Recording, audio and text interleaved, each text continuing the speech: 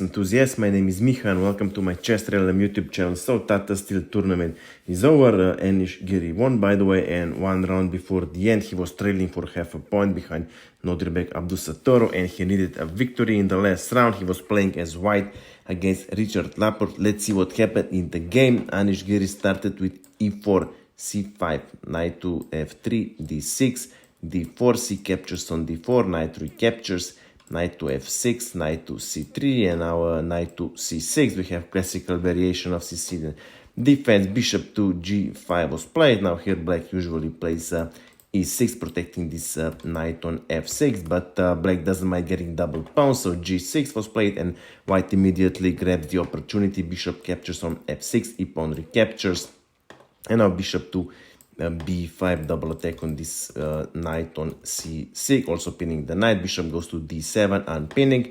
Bishop goes back to c4. Well, maybe white was hoping for a knight to capture here on d4, because after knight captures we have a queen recapture, so queen targets this pawn on d6, who is protected only by bishop, and only a pawn on f6, who is protected only by queen. Not very pleasant, even if black tries to further defend with a bishop to 6-3. White would castle queenside, putting a lot of pressure here on this d6 pawn. Very passive for black, very unpleasant already in the beginning.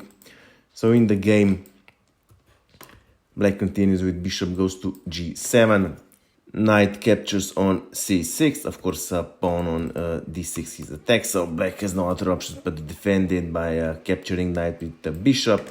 And now white castles king side, and black does the same. So what do we have? White has given up on a bishop pair, so black has bishop pair, but far worse pawn structure. We have isolated pawn on d file and double pawns along the f file. Queen to d3 was played in the game. Rook goes to c8, and now knight jumps on d5. Maybe hoping to trade here on d5. This would be a very strong outpost, because then bishop would be of opposite colors, and it would not be so easy to drive this bishop from d5 away. Black continues with rook to e8.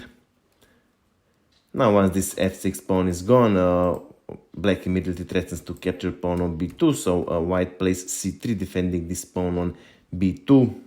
And now bishop goes back to d7, white plays bishop to b5, maybe hoping to trade here bishops on b5. Of course, then knight on d5 would have a very strong outpost. Also, white would target this queenside pawn, so black doesn't go for it. Bishop goes to bishop goes to c6 again. Of course, the bishop captures, the pawn recaptures, drive this unpleasant knight away. So bishop goes back to c4, and now bishop goes back to d7. White goes for the threefold repetition, but Anish Giri needed a victory, so he had to play on. Rook from f goes to e1 was played, and now black has double pawns along the f file, so wants to get rid of it. f5 was played, trying to trade these pawns, but white doesn't go for it immediately. Bishop to b3 was played, and now anyway f pawn captures here on e4, getting rid of these double pawns. Rook recaptures, and now bishop to f5. We have attacking rook and implicitly also queen, so white more or less has no other option but to capture rook on e8 with check. Now queen has to recapture. White has now time to retrieve the queen, and queen goes back to d2. So black continues with bishop to e6. White continues with rook goes to d1. Once this knight is gone, white is going to put a lot of pressure here on this pawn on this isolated pawn on d file. So black immediately plays queen to d7, preparing to defend this pawn on d6. And now h3, protecting this g4 square, preventing any unpleasant bishop to g4 attacking the rook. Black continues with b5, and now queen goes to f4. Of course, still keeping out this d6 pawn. When this knight is gone, of course, putting a lot of pressure. Also maybe hoping for any kind of knight to f6, targeting this king and queen. In the game, black continues with rook goes to c5. We have double attack on this knight on d5. Of course, knight is twice protected, twice attacked, twice protected. Still in the game, White doesn't want to trade knight, so knight goes to e3, and now bishop to e5, attacking queen on f4. Queen has more options where it should go, and white has decided to place it on e4. Of course, here from e4, queen can jump on a8, checking this king on the last rank, and maybe black was considering some continuation where this check would be unpleasant. Still, black shouldn't be afraid of this check. Simply, black could have simply continued with his plan. In the game, however, black plays king goes to g7, avoiding this check on the last rank. And here in this position, actually, white had a very good move at his disposal. White could have tried with bishop captures on e6. Now black can recapture in two waves. If queen recaptures, we have f4 attacking the bishop. Well, if black doesn't want to lose bishop, bishop could only go to f6, and now queen captures on e6, pawn recaptures, and here rook captures on d6, grabbing this pawn, also attacking the second pawn, and if black tries to defend it, king to f7, queen to d7, again double attack, and here white gains the second pawn. If, however, black would recapture with the pawn, simply knight would go to g4, targeting this bishop here on e5. Now you have to keep an eye that bishop on e5 is double attack and is of course twice protected, but if pawn should recapture, then there goes our queen, so black should remove the queen, let's say, to e7, but then after knight captures, of course, let's say that rook captures, queen to c6, attacking double attack with this pawn on d6 and also this pawn on b5. Of course, black can try to defend with rook to d5, but that rook captures, e-pawn recapture, well, white would have to be careful, queen to b5, capturing another pawn, because if black tries to check, queen to e1, simply queen to f1, defending, and even after queen to d2, queen to b2, defending his pawn, and white is a pawn up, better pawn structure, and white will definitely be better.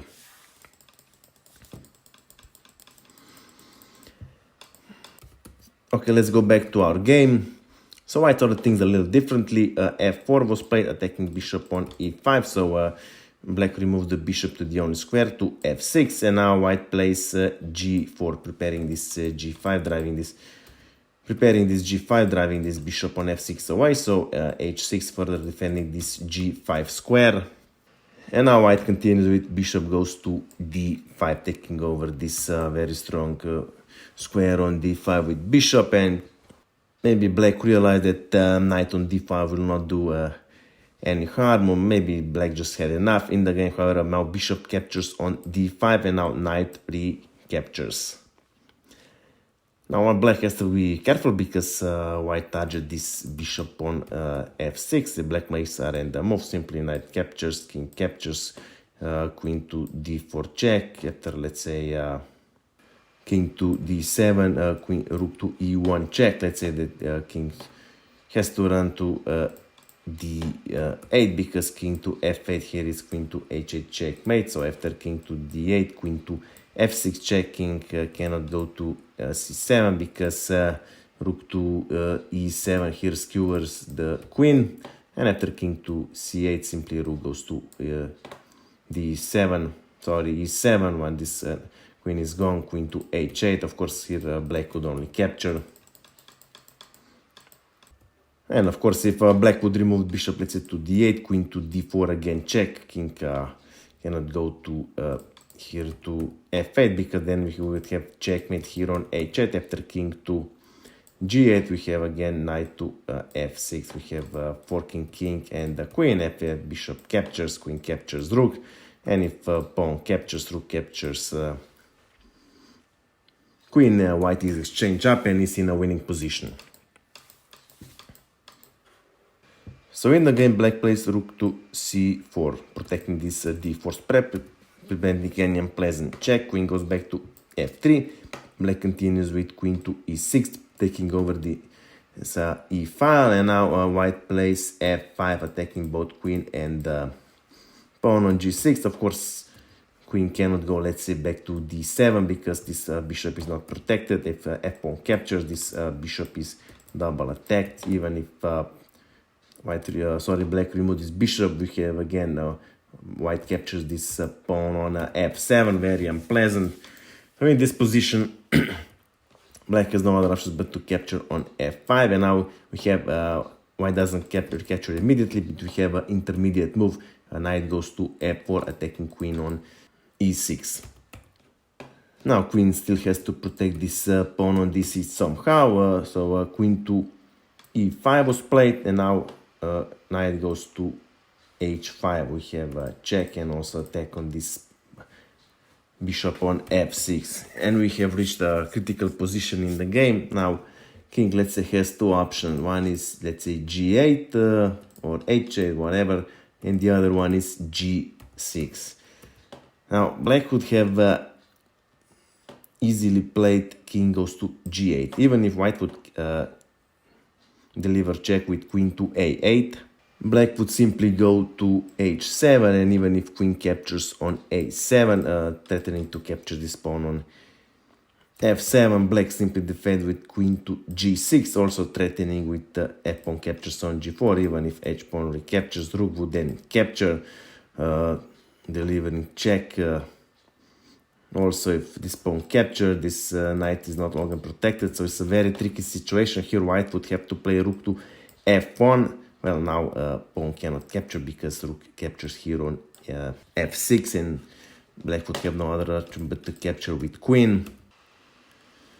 So anyway, this is a very delicate, very double-edged position, but with the correct continuation, black would be able to obtain a very fine play, although, like I said, very complicated. It's not easy to calculate all this, even for a grandmasters.